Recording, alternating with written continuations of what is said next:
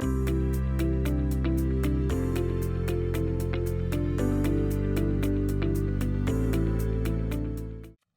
my name is Sarah Allred. I'm a registered respiratory therapist and a trainer with Neonatal Rescue. In this video, we will discuss the components of the respiratory distress score and how the score is given. The respiratory distress score is a method of assessing the neonate's work of breathing.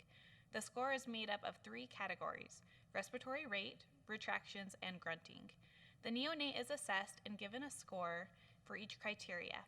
The individual scores are added together to create the respiratory distress score. This scoring system will be used in the CPAP and ventilator protocols to determine the appropriate treatment method. When scoring, the first category is respiratory rate.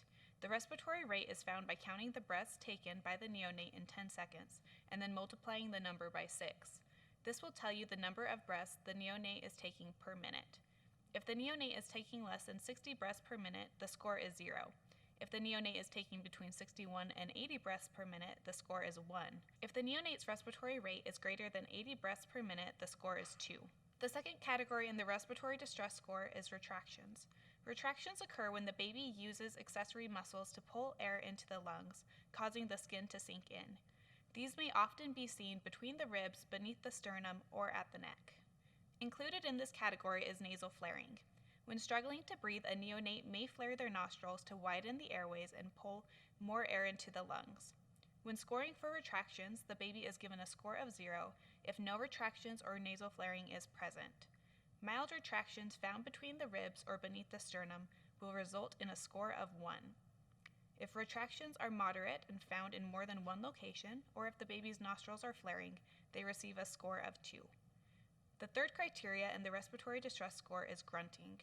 One sign of increased work of breathing in neonates is a grunting noise heard on exhalation. This is done to create back pressure that helps keep the lungs open and oxygenated during expiration. If no grunting is heard, the score is 0. If grunting can be heard while listening with a stethoscope, the score is 1. If grunting can be heard without the use of a stethoscope, the neonate receives a score of 2. If grunting can be heard constantly, the baby is given a score of 3. Once all categories have been assessed and scored, the individual scores are added together to create a final respiratory distress score. This score will be used in several algorithms discussed in this module to determine the level of respiratory support needed by the baby.